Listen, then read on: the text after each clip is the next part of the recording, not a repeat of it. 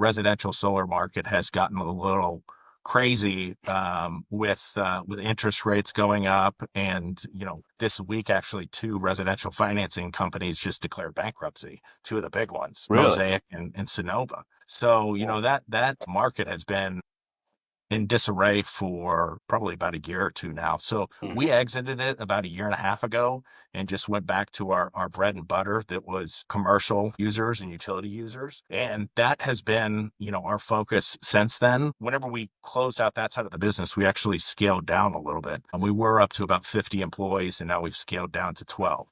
So we didn't need as many employees in-house to handle commercial and utility scale projects because we contract for the individual projects versus on the residential side, we needed people in-house because we're churning out the projects or churning them a bit Mhm. more. So a little bit two different business models. The residential side was just churn as many as you can. On the commercial side of things, now that we've exited that, we're just focused on the projects that make sense for us as a company and, slow and steady, if that makes Yeah. sense. Yeah, absolutely.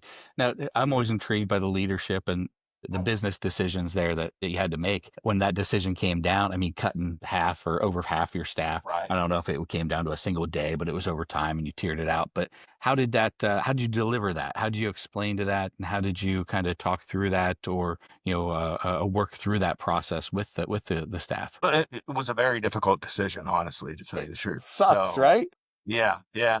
I mean, I had to, I had the discussion with, my other managers that I have on my staff at the time, my COO and my head of the residential side. And, we were discussing it because we've been seeing sales slowly drop off over, months. And, we're seeing in the industry, it wasn't just us, other groups were having the same difficulties. Plus with interest rates starting to go up at the time, now they've kind of stabilized. At the time that it was like every month they were going up, going up, going up. And that increase in the interest rates really started making it to wherever the numbers did not make sense for our residential customers. So the offering that we had, we felt it was very difficult to sell something that we felt wasn't as beneficial as it had used to be. And so with the sales dropping, seeing what was going on in the industry, on the residential side of things, eventually we made the decision that